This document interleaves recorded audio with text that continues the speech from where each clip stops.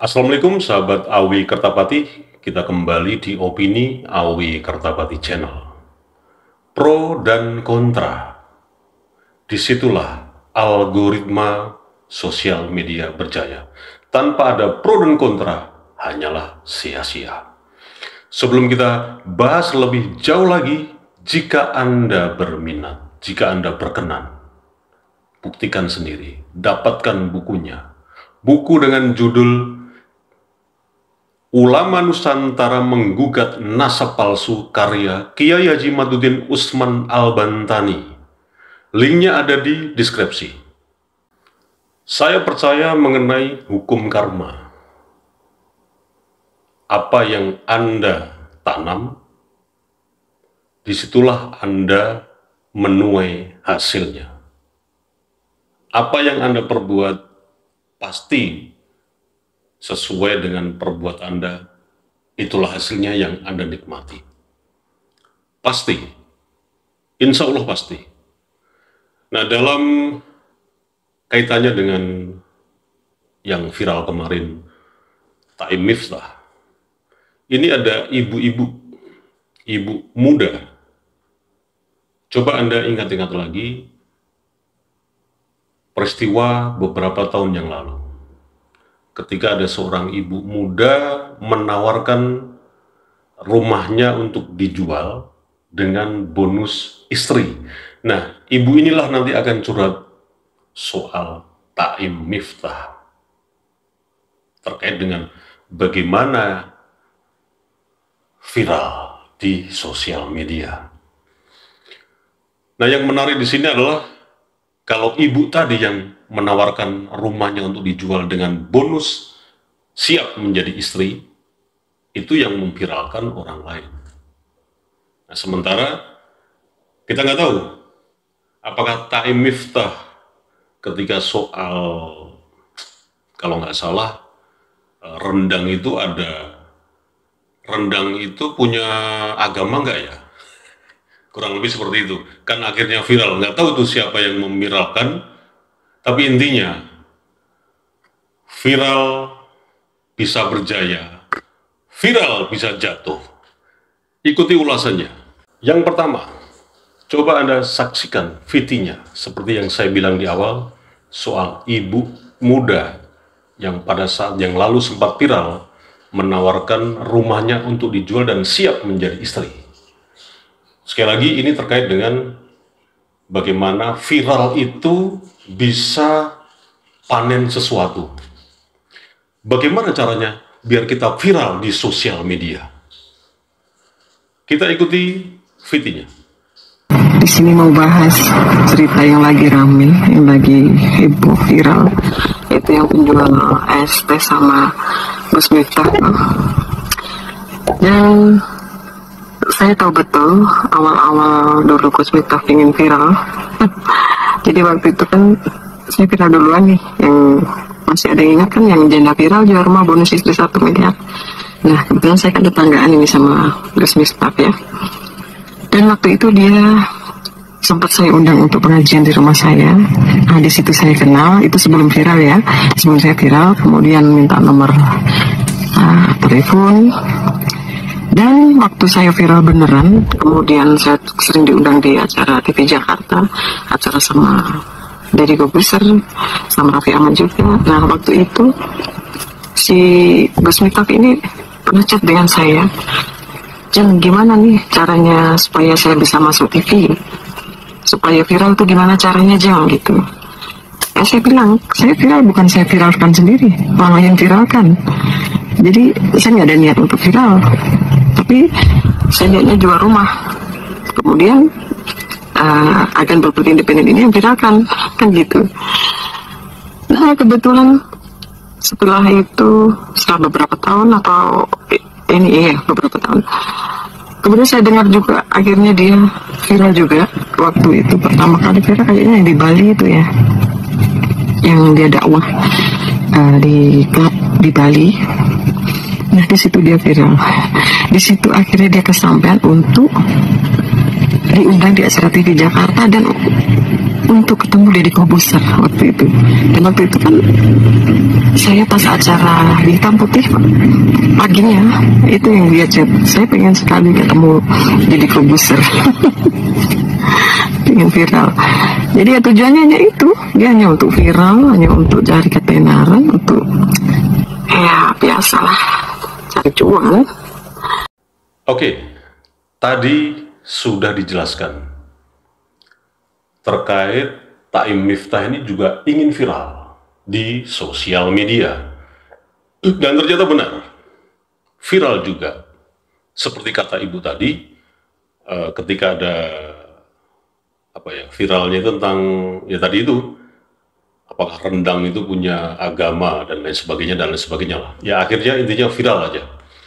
Dan kemarin viral juga, tapi menuai badai. Ya itulah, hukum karma itu selalu terus berjalan. Apa yang Anda perbuat, pasti akan Anda menerima hasilnya sesuai dengan perbuatan Anda. Dan itulah sistem alam yang dibuat oleh Tuhan. Pasti itu. Jadi, ya saya tidak akan menggurui Anda lah. Saya ini bukan siapa-siapa. Dan saya tidak ingin viral. Tidak penting viral buat saya. Oke. Nah, saya kira sudah jelas bagaimana alam ini membuat punishment dan juga membuat reward buat kita sesuai dengan perbuatan, sesuai dengan kelakuan dari ucapan-ucapan kita. Dan itu sistem dari Tuhan, pasti itu ya. Selesai ya, oke ya, sampai di situ. Nah, saya juga akan menampilkan video masih terkait dengan Taim Miftah. Pendapat dari Gus Islah. Beliau ini sahabat saya. Meskipun secara umur beliau di bawah, tapi luar biasa keilmuannya. Saya jauh sekali dan saya sering berguru dengan beliau. Luar biasa. Ini bukan lebay ya, bukan mengada-ada ya, bukan ingin memviralkan Gus Islah, karena Gus Islah pun juga pernah bilang ke saya, viral tuh nggak penting mas, nggak pakaian nggak viral, ora urusan. Yang penting kita tidak pernah atau jangan pernah berhenti untuk melakukan sesuatu hal yang menyangkut kebaikan. Berbuat dan berbuat. Mau diakuin syukur nggak ya, luwe-luwe, terserah. Ora paten. Argumen Gus Islah ini akhirnya jadi menginspirasi saya untuk bertanya kepada para tokoh-tokoh yang kemarin menjadi pejuang bagaimana terus melawan keangkuhan, arogansi, hegemoni dari klan Pak Alwi atau Pak Habib di Indonesia. Tapi sebelum nanti saya narasikan bagaimana hasil dari diskusi saya dengan para tokoh ini, masih terkait dengan si Taim Miftah dan para dai-dai muda yang lainnya. Coba Anda simak dulu video dari Gus Islah. Anda simak. Melihat fenomena tentang ceramah seperti yang dilakukan oleh Gus Miftah ini, kalau bagi saya pribadi, pada akhirnya kita kembalikan kepada persoalan keilmuan. Kalau merasa tidak berilmu, nggak usah ceramah agama, nggak usah, kasihan umatnya. Kalau memang tidak bisa melakukan pendekatan-pendekatan literalis terhadap masyarakat, jangan. Apalagi tajwidnya salah-salah gitu. Apalagi misalnya penterjemahan dari bahasa Arabnya juga salah-salah. Ini bahkan saya bagi sebagian orang, saya nggak bilang, saya nggak bilang semua, tapi bagi sebagian orang, dan kita bisa melihat juga di komentar-komentar bahwa itu ada unsur dari ekonomi sendiri, ada unsur dari kebanggaan sendiri, bahwa ia dihormati satu hal, bahwa ada keuntungan ekonomi satu hal juga. Saya sering mengatakan begini. Jadi kalau Anda mengatakan bahwa nggak usah ceramah, ya mereka ada dua hal itu, apakah kemudian mereka bisa menahan itu? Kan begitu? Ya memang, ya mohon maaf, kalau kita ingin masyhur, ya, dan ingin kita dikultuskan secara luar biasa, menjadilah penceramah agama. Memang itu zona nyamannya. Dan apalagi kemudian dihubungkan dengan tarif-tarif.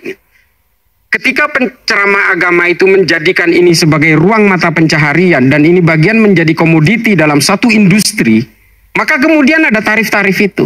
Dan ketika sudah mulai bermain tarif, persoalan substansi dan kualitas kemudian menjadi nomor Anda dua. melihat juga ada seperti itu, sebagian ya saya bilang. Ada. Dan penceramah yang sangat populer hari ini adalah stand up komedian dengan religion flavor. Ya kan? Kalau lucu selucu-lucunya dia akan ngetop. Dan ketika sudah ngetop tarifnya mahal. Akhirnya apa? Para penikmat ceramah agama itu pergi dari tempat itu setelah acara bubar itu, yang terbekas adalah kelucuan-kelucuan dan kejenakaannya, bukan soal ilmunya. Bukan soal ilmunya. Nah ini persoalan-persoalan standarisasi itu adalah, menurut saya yang paling tepat adalah soal keilmuan. Dari narasi Gus Islah tadi, yang saya bilang di awal tadi, saya terinspirasi akhirnya diskusi dengan beberapa tokoh yang saya sebut tadi. Bahwa memang membenarkan konsep dakwah dai-dai muda ini, yang memang karena awalnya adalah mengejar viral, bukan masalah ilmu, bukan persoalan bagaimana para jamaah ini didekati dengan berbagai macam hal, literasi, bahkan juk-juk pun disebutkan juga. Artinya begini, tokoh-tokoh yang saya diskusi tadi, sekali lagi membenarkan bahwa dakwah para dai-dai muda hari ini, selain mengejar hanya viral, miskin literasi, ya hanya sebatas stand up komedi yang diformat dalam sebuah dakwah, dalam sebuah pengajian, dalam sebuah sholawatan dan macam-macam lah. Bahkan juk-juk yang dilontarkan para dai muda ini itu bukan literasi bangsa ini. Artinya apa? Literasi pendakwah ketika melakukan juk-juk pun juga tetap harus pada koridor-koridor yang memenuhi syarat bagaimana komunikasi atau dialektika itu menjadi baik. Bukan juk-juk di pasaran atau juk-juk preman lah.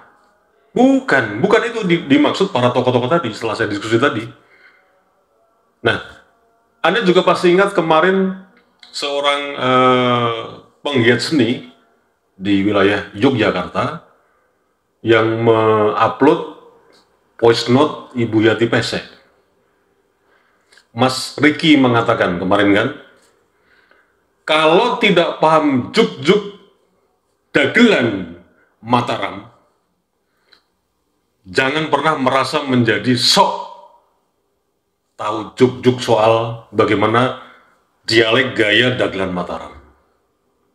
Bergurulah sama orang-orang yang tahu persis mengenai bagaimana mengemas juk dalam format yang apa adanya, tidak dikonsep, membuat spontanitas para penonton ini tertawa dengan lepas dan organik.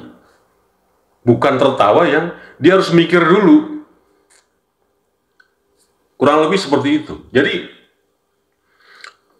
memang sekarang ini, para tokoh tadi mengatakan, masyarakat hari ini itu kangen sekali dengan ceramah-ceramah, meskipun diselingi dengan komedi, tapi juk-juknya itu juga menginspirasi, bukan juk-juk di pasaran, seperti di jalanan, ala-ala, ya orang-orang jalanan lah, ala-ala preman lah.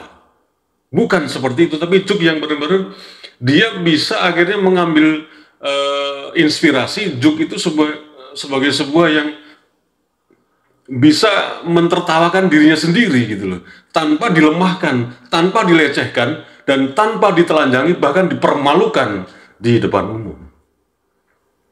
Masyarakat Indonesia haus dan rindu hal seperti itu. Apalagi yang dikatakan oleh Gus Mus kemarin, kalau Anda lihat videonya, beliau mengatakan masyarakat Islam, khususnya yang ada di Indonesia ini, haus cara dakwah Nabi Muhammad SAW.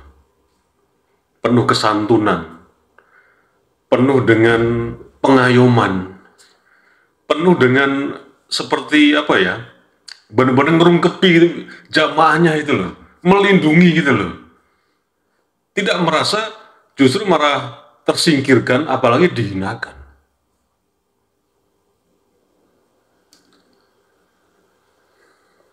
Wassalamualaikum warahmatullahi wabarakatuh.